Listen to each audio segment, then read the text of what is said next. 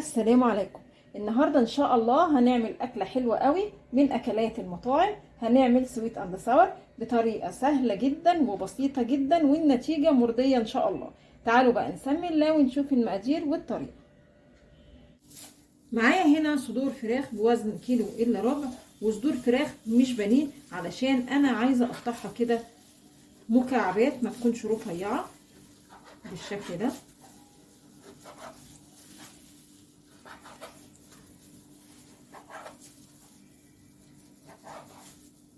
بالشكل ده.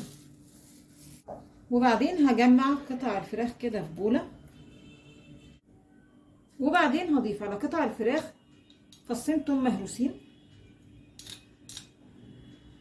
رشة فلفل ابيض او اسمر، رشة بابريكا وعلشان بس اللون فممكن تستغني عن البابريكا، ونظبط الملح، حباية بيض،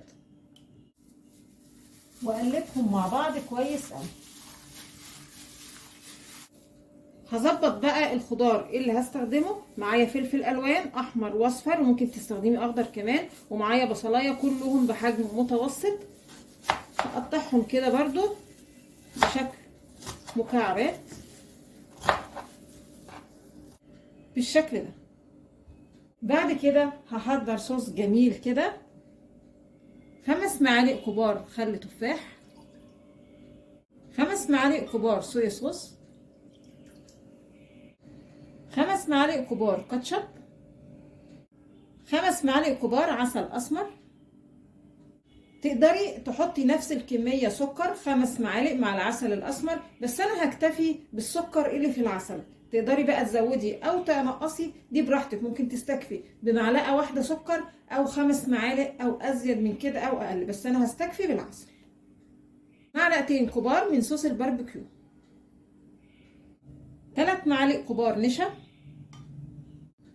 نص كوباية مية، واقلبهم بقى مع بعض كويس قوي.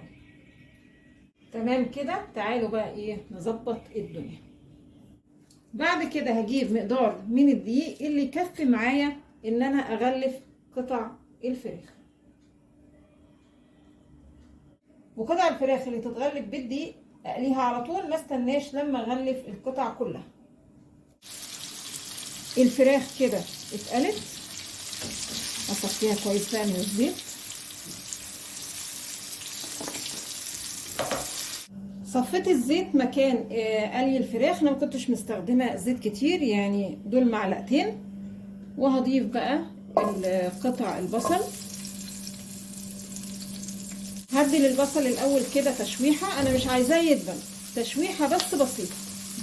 بعد كده هضيف فلفل الوان، نفس الحكايه تشويحه بس بسيطه، انا مش عايزه الخضار معايا يدبل. الخضار كده خد تشويحه تمام وفي نفس الوقت ما تدبلش.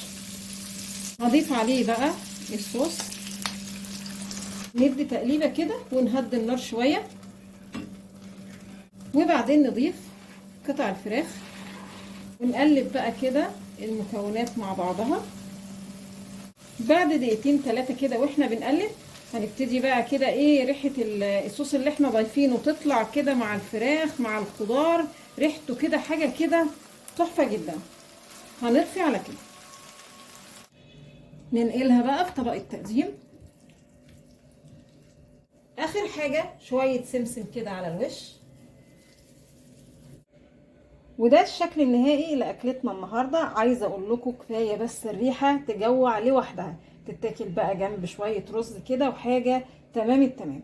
يا رب النهارده الوصفه البسيطه دي تكون عجبتكم، وانتظرونا ان شاء الله في فيديو جديد، وما تنسوش الاشتراك في القناه.